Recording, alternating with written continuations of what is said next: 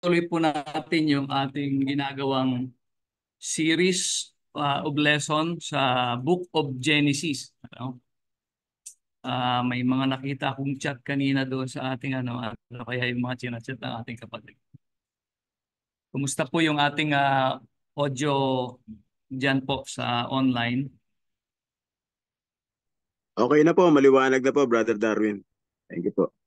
So I hope naririnig po ninyo. So ang atin pong tatalakayin sa umagang ito ay sa pagpapatuloy mga kapatid sa Genesis chapter 6 verse 1 to 22. So we are now in uh, chapter 6 of the book of Genesis. No? So just a quick recap of what we've learned last Sunday. Supposed to be po si Nahum po sana ngayon, but then nakiusap siya na mag-exchange muna kami. So ako po yung today po ay pinag-aralan po natin yung chapter 5. Sabi ko nga po, if you will read the chapter 5 ng Genesis, you will get bored to details kasi po mostly ang binabanggit po dyan ay yung genealogy, yung kalahian from Adam to Noah. So starting from verse 1, this is the book of generations of Adam hanggang sa verse 32. Ayan po, si ganito, nabuhay ng ganitong taon at siya'y nagkaanak. Naging anak na si ganito. So, the chart is very clear, mga kapatid, no? Na mula kay Adan, ito po yung sapagkat si Abel po ay pinatay ni Cain, ito po yung godly lineage ni Adan. Ito naman po yung wicked, no? Kasi si Cain, ito po yung kanyang mga naging anak. So there are 7 generations, I think. 10 generations from Adam to Noah. So yan po yung ating tiningnan nung last Sunday. And we end our lesson in Genesis chapter 5 verse 22 na ang banggit po dito is, and Noah was 500 years old and he begat Shem, Ham, and Japheth. Now, let's go to Genesis chapter 6. So, if you have your Bibles with you, ay samahan po ninyo ako na buksan doon po sa chapter 6 ng Genesis, and we will, hindi naman po natin matatapos ito mga kapatid. Maybe we will only be studying up to verse 10. At kung inyo pong natatandaan, last Sunday, I gave you a challenge to read the book of Genesis chapter 6 to verse 9. And I hope na during the week, you set aside some of your time to read Genesis chapter 6 to chapter 9 or chapter 10. Ito po yung account ng flood. Account ni Noah at saka yung flood. And napapanahon po. Kasi if you are well aware sa mga news, meron pong baha na nangyari sa Dubai, sa United Arab Emirates. And first time yata in history nila na nangyari ito. No? Pati airport, lubog sa tubig. So, parang nirelate ko lang doon sa Genesis na the flood of Genesis. But then let's go to Genesis chapter 6 in verse 1. Ganito po ang sinasabi. Kung wala po kayong Biblia, the verse is flashed in the screen, no? At nangyari, ang babasahin ko po ay Tagalog sapagkat yung nasa screen ay English. At nangyari nang magpasimula na dumami ang mga tao sa balat ng lupa at mga kaanak ng mga babae na nakita ng mga anak ng Diyos na magaganda ang mga anak na babae ng mga tao at sila'y nangagsikuha ng kanya-kanyang asawa sa lahat ng kanilang pinili. So, when you read these verses, maybe this words caught your attention, no? Maybe yung sons of God and daughters of men. Sabi kasi sa verse 1, siyempre from ilang generation na, dumami na yung tao, no? From Adam to Noah. If we look at yung chart kanina, mga more than 1,000 years na po yung nakalipas. So marami na ang tao. And sa verse 2, sabi po dyan is yung mga anak daw ng Diyos nakita na yung mga anak ng na babae ng mga tao, the daughters of men, magaganda. Kaya nagsikuha sila ng mga asawa. So, ito pong sons of God and daughters of men, mga kapatid, hanggang sa ngayon ay hindi pa po tukoy o hindi pa na-establish kung ano talaga. So meron po yung tatlong interpretation. Una po, ang sabi ng iba, mga scholar, ito daw pong sons of God ay mga anghel na kumuha ng asawa sa mga anak ng tao. Okay? So, according to those scholars, these are angels. But then, ang sabi po sa banal na kasulatan, ang anghel po ay hindi nag-aasawa. So, hindi po pwede na ito ay mga anghel. So, meron naman po nagsasabi na ito daw po yung godly lineage ni Adan. So, ibig sabihin, sons of God means the sons or the lineage of Seth. Sapagkat yun po yung matwid, yung lahi ni Seth. Hindi po yung lahi ni Cain. At meron ding interpretasyon, mga kapatid, na itong mga anak ng Diyos ay ito po yung mga parang mga royal blood.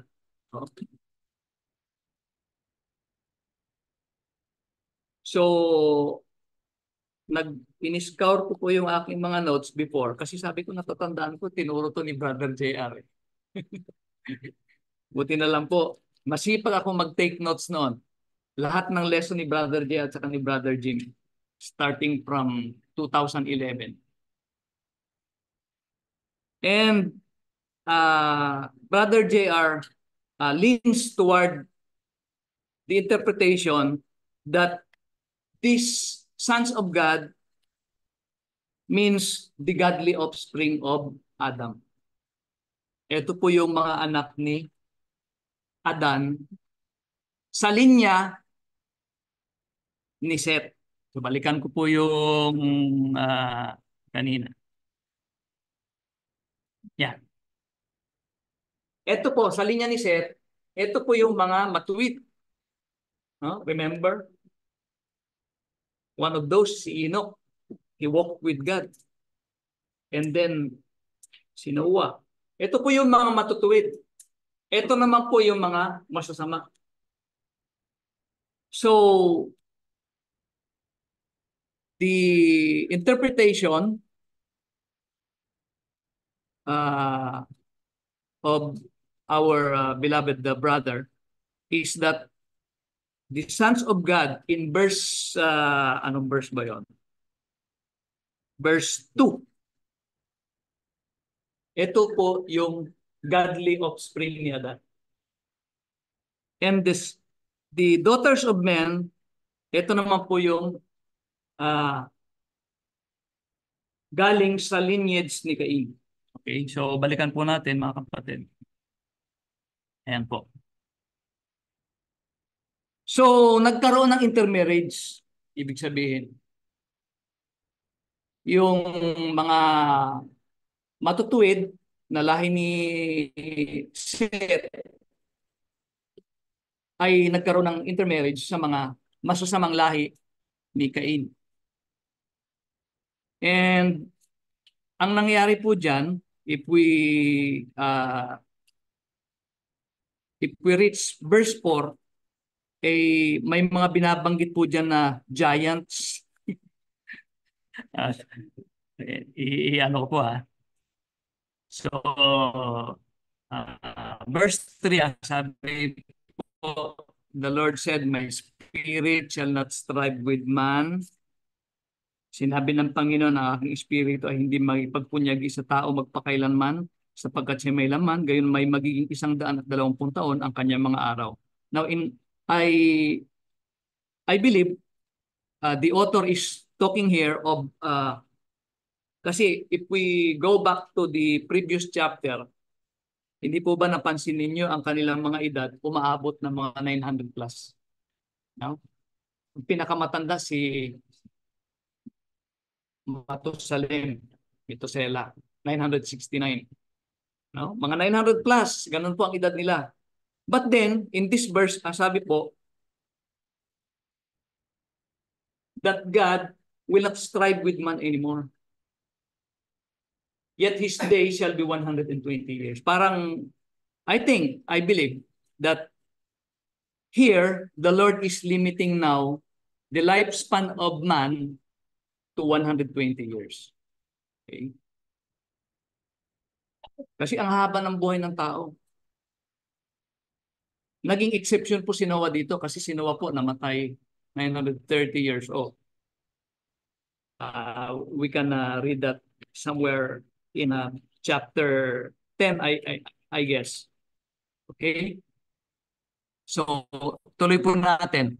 Sa verse 4, mababasa po ninyo dyan na there were giants in the earth in those days. So, ibig sabihin, uy, may mga higante pala nung sa daigdig ng mga panahon yun.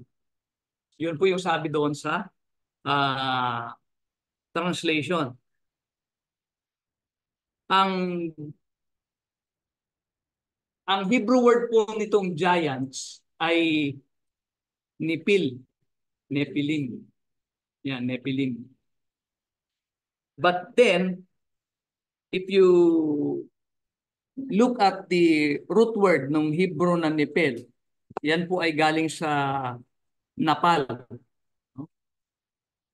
Na ang ibig pong sabihin ay tyrant, bully or tyrant.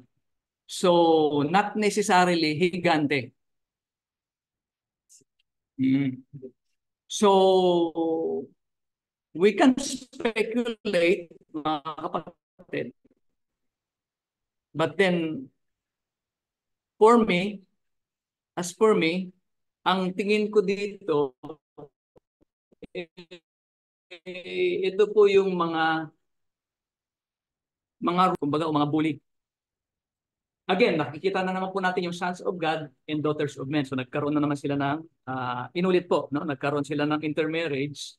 At ang kanilang mga naging anak, naging mga magigiting. Sabi po dyan, mighty men. Mga naging makapangyarihan ng unang panahon ng mga lalaking bantog. So, let not that subject derail us. Tuloy po natin mga kapatid. Hindi naman po yan yung kumbaga, yung main subject of this chapter. Ito po yung main subject ng chapter po na yan. Nakita ng Diyos, no? The Lord saw that the wickedness of man is great on the earth. At nakita ng Panginoon na mabigat ang kasamaan ng tao sa lupa. At ang buong haka ng mga pag-iisip ng kanyang puso ay pawang masama lamang na parati. So, this, kumbaga, this verse shows us that God is very interested in the affairs of man. At nagmamasid ang Diyos sa daigdig, sa sangkatauhan. Magpasa hanggang ngayon. Dito po sa verse na ito, sabi po niya, nakita ng Diyos na yung kasamaan ng tao sa lupa ay masyado nang mabigat. At ang kanyang pag-iisip ay lagi na lamang masama. Wala pong pinag-iba sa panahon po natin ngayon. Ito po ang dahilan bakit ginusto ng Diyos na lipulin niya ang daigdig ng panahon na yon, ng panahon ni Noah. Nakita niya, napakasama na ng mundo. Kaya nga sabi doon sa verse 6, sabi po sa Tagalog, at nagsisi ang Panginoon na kanyang nilalang ang tao sa lupa at nalumbay sa kanyang puso. So, the Lord was sorry that He had made man on the earth. Now, sa ibang translation po, sa King James Version, ang sabi po, and it repented the Lord. Ngayon, may mga iba pong nagsasabi, nagbabago ang Diyos pala ay pabago-bago ang isip. Nagsisi ang Diyos. Ibig sabihin, nagkamali siya. Bakit? Nilalang niya yung tao. So, ganun po yung interpretasyon ng iba na sana hindi ko na lang nilalang ang tao. Yun po yung kanilang contention. Due to the word o due to translation na it repented the Lord that He had made man. But then, if we look at the other translation, mga kapatid,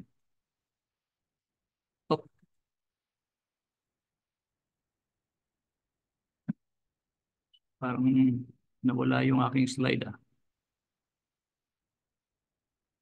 Balik.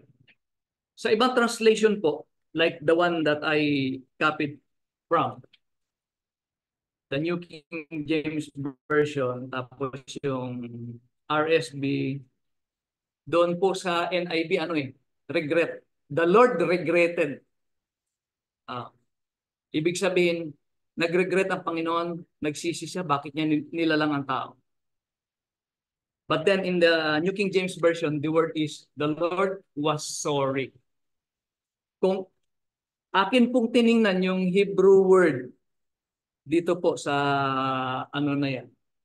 Ang Hebrew word po dyan ay chen. No. It's not chen. Na ang ibig pong sabihin ay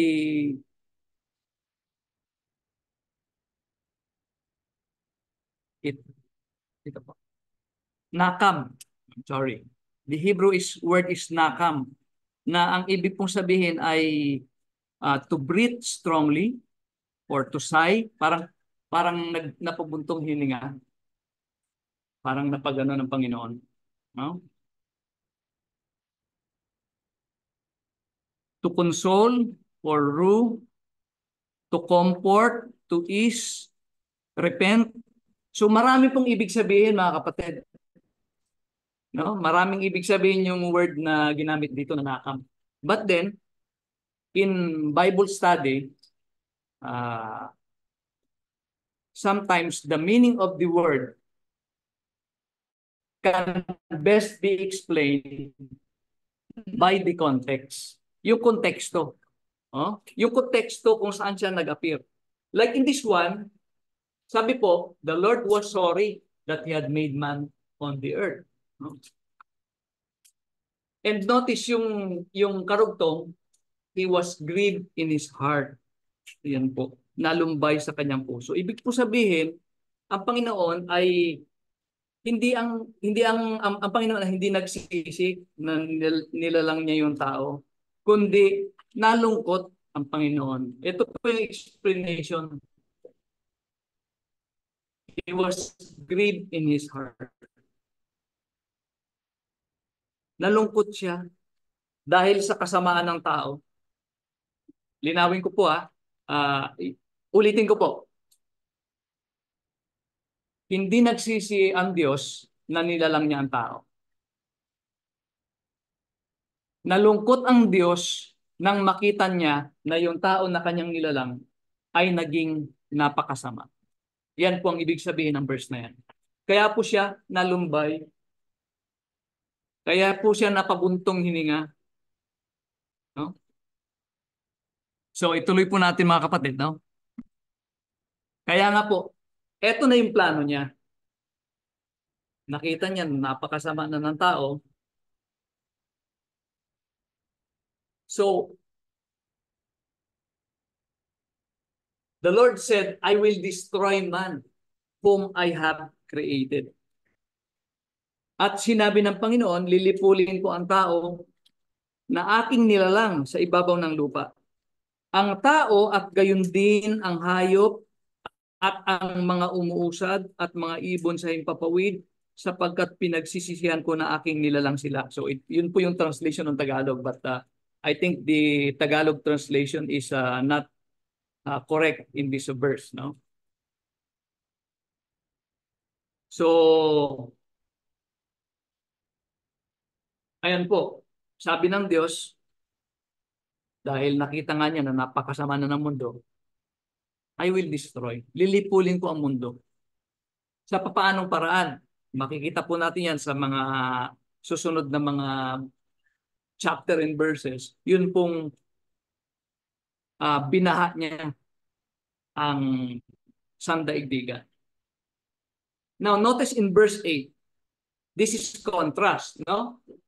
Sabi doon sa verse 5, God saw the wickedness of man was great in the earth.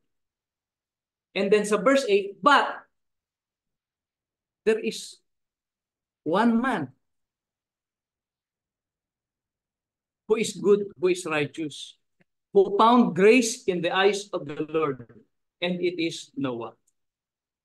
In contrast, sa mundong punong-puno ng kasamaan, merong isang tao na nakitaan ng Diyos ng kabutihan. Ito po si Noah. The verse said, but Noah found grace in the eyes of the Lord. Now, ano po ang ibig sabihin nito, mga kapatid? What does it mean that Noah found grace in the eyes of the Lord? And ano ba yung ginawa ni Noah? Bakit nag-gain niya? What did Noah do to gain the favor of God?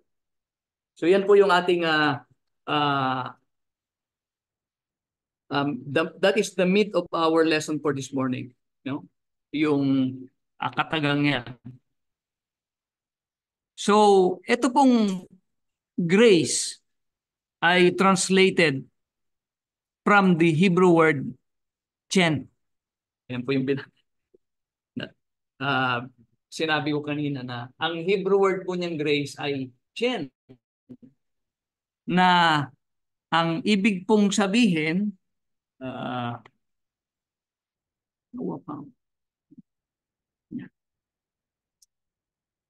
ay subjectively favor or objectively beauty, pleasant, well-favored, precious, well-favored. So, in other translation, na akin pong tiningnan, yan po ang nakalagay. Noah found favor. Kumbaga, sa paningin ng Diyos, naging espesyal ito si Noah. Kasi nakita niya nga ang puno ng kasamaan. But in the midst of this wickedness, God saw Noah. And Noah was special in the eyes of the Lord. Why? No? Yan ang ating titingnan sa pag-aaral na ito. Yung favor po niyan, mga kapatid, no? That resulted to God protecting and saving Noah from the flood. That favor resulted for Noah and his family to escape the flood. But ano ba ang ginawa talaga ni Noah? What did Noah do for God to look upon him with favor? So, tuloy po natin. The last verse that we have read is verse 8. Sa verse 9, ito po yung explanation. No? Sabi po diyan sa verse 9, ito ang lahi ni Noe. Si Noe ay lalaking matuwid at sakdal noong kapanahunan niya. Si Noe ay lumakad na kasama ng Diyos. So, these are the reasons why God looked with favor on Noah. Una po, the verse states that Noah was a righteous man. Or sa ibang translation, just. Sa Tagalog po, matuwid. Ang ibig po sabihin, yung buhay po ni Noah, Noah's life, measured up to the standard of God. No? He was in a right relationship with God. From the word right, no? He was righteous. And then, sabi din dyan sa verse, he was blameless. No? Hindi po ibig sabihin, mga kapatid, na siya ay walang kasalanan. This does not mean sinless.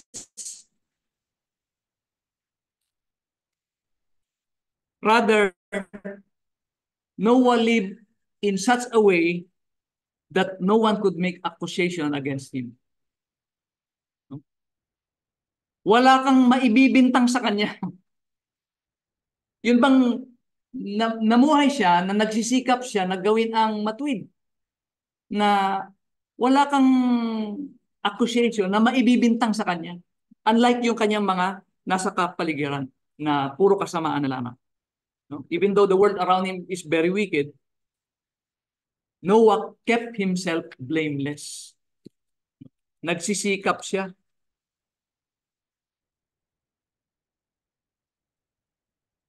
Pangatlo, he walked with God.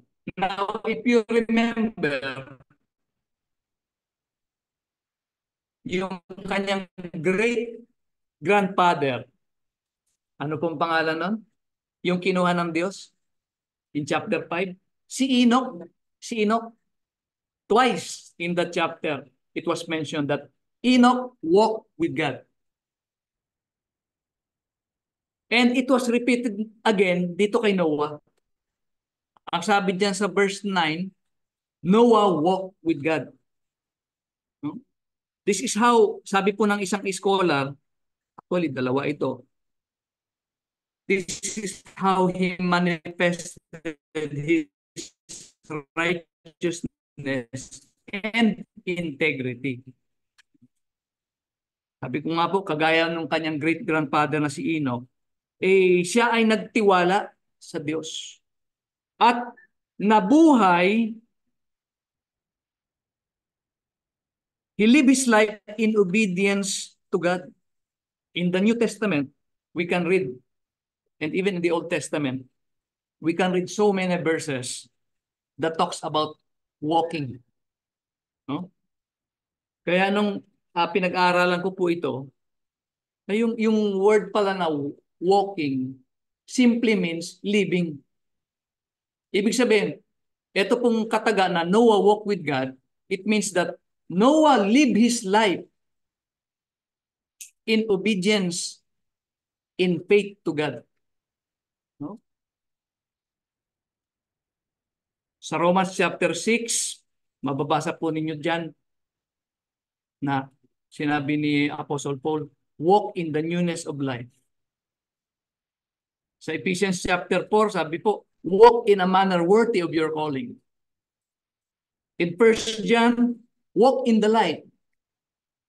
Walk as Christ walked. And so on. Marami pa po yun. So, ibig sabihin, kapag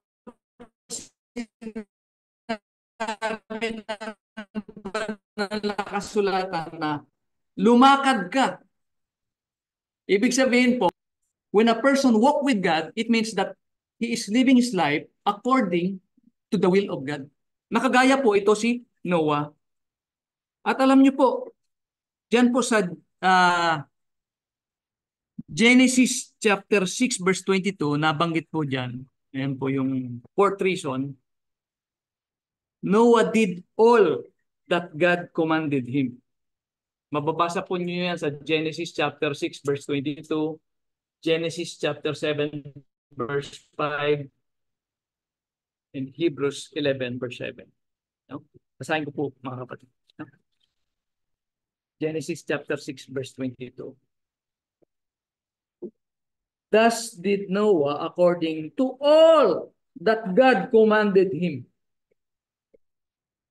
Gayon ginawa ni Noe ayon sa lahat na iniutos sa kanya ng Diyos, ay gayon ang ginawa niya.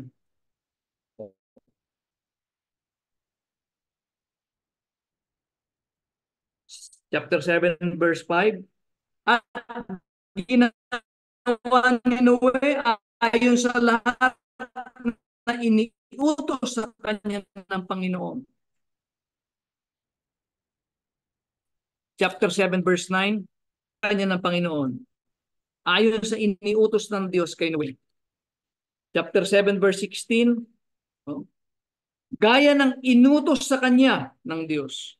So, makikita po natin dito mga kapatid na anuman ang iutos ng Diyos sa kanya, yun ang kanyang ginagawa. Yun ang kanyang sinusunod. No ifs, no buts. Walang pagdaragdag, walang pagbabawas. Kaya nga po, when we get to the portion na gagawin niya na yung daong, yung ark, kung ano yung measurement na binigay sa kanya ng Diyos, ganun din ang kanyang ginawa. And you know, God is very specific. Nung sinabi niya kay Noah, gumawa ka ng daong gamit ang particular na kahoy na ito. No? Yun ang utos ng Diyos, very specific. Make an ark using gopher wood. Ay, gopher yata yung ano mga kapatid. Gopher wood. Eh maraming punong kahoy nung ano eh. Di ba? Maraming iba't ibang klase ng punong kahoy. Pero specific ang Diyos eh. Kaya si Noah, he did all according to the instruction of God. That is why when we read in Hebrews chapter 11 verse 7,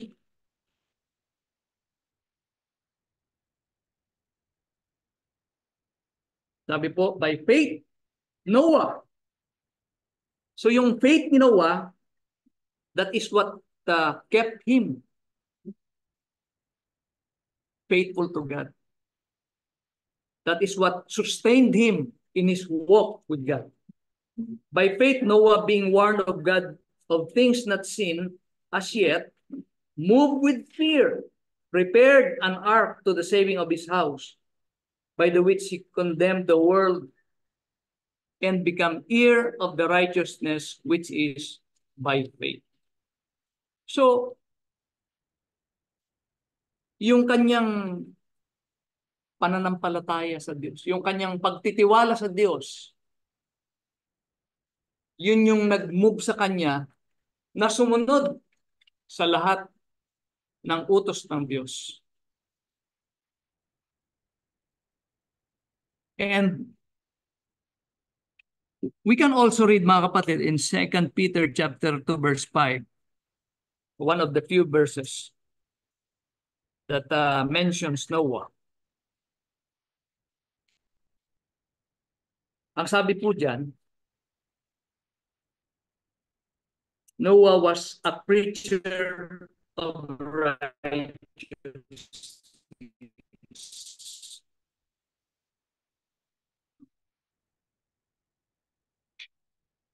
Ang dating iningatan si Noe na tagapangaral ng katwiran na kasama ng ibang pito pa, yung kanyang pamilya, noong dalhin ang pagkagunaw sa sanlibutan ng masasama.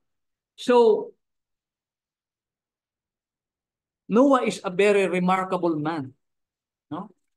Kasi he is not only righteous and blameless and walking with God, but then he also preached righteousness.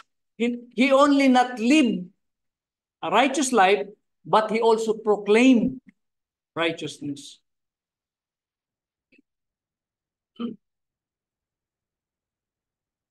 Kaya napaka-espesyal nito si Noah. No? Hindi lamang siya namumuhay na matuwid, kundi nangangaral pa siya. Biruin po ninyo mga kapatid, ilang taon niyang ginawa yung arka. The ark, yung daong. The ship, if you may. Ilang taon niyang ginawa yun? Hindi lamang siguro isang taon. At ang kasakasama niyang gumawa nun, hindi lang, tingin ko, hindi lang yung mga anak niya. Napakalaki nung barkong yun. No? And maybe, every day na nakakahalubilo niya itong mga taong to, pinapangaralan niya, magsisi na kayo. Etong barkong ito, dito ilalagay ng Diyos yung kanyang ililigtas. Gugunawin ng Diyos itong sanlibutan sa pamamagitan ng baha. Kaya magsisi na kayo. I can just picture Noah doing that. Because the Apostle Peter said, he is a preacher of righteousness. And this is what makes Noah special. Kaya nga, yung talata na binabanggit doon sa verse 8 ba yun? Noah found grace in the eyes of the Lord. Noah found favor in the eyes of the Lord. So, I will wrap up the lesson this morning, mga kapatid. And itutuloy na lang po natin sa susunod. But just to recap, nung makita ng Diyos na napakasama na ng sanlibutan,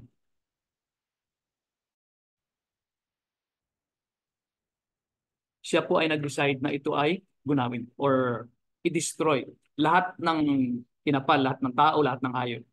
But then, he intended to save Noah because Noah found grace in the eyes of the Lord. And why did Noah gain the favor of God? Because Noah was a righteous man. Noah kept himself blameless in the midst of the crooked and evil generation of his day. And he walked with God. He lived his life serving the God of his ancestors. No? Great-grandfather na si Enoch. And he did all. Kung ano po yung iniutos ng Diyos sa kanya, yun po yung kanyang ginagawa. And lastly, he is a preacher of righteousness. He not only lived a righteous life, but he also proclaimed to the world around him that there is a God. And this God will soon destroy this world. Kaya magsisi kayo. So yun po mga kapatid. Next Sunday we will continue. Doon na po tayo siguro sa sa yung binigay na sa kanya yung utos na gumawa ng daong, and then we just continue with our lesson. So napahaba po yung aking Bible study at paumanhin po mga kapatid. Meron pong tanong? Sa dahil hindi kayo si Eno. Siya din ba yung sa dahil hindi seven na Eno? Dalawang Eno. Okay. Ayun, magandang question po yung brinot up ni Brother Nelson. Yan po natin yan. So, ito po, yung anak ni Cain na si Enoch. Sa Eno sa seven. Kinuha ng Diyos. Ito po ay since galing po siya sa lineage ni Cain, no? At kung atin pong babasahin, hindi po nabanggit, Brother Nelson, kung siya po ay mabuti or siya ay masama. But we can infer na yung kanyang naging lahi nito ni Cain ay hindi masunurin sa Diyos. Ito po ay magkaiba. Iba po itong Enoch na ito sa Enoch na nasa lahi ni Seth. Oo. Ah,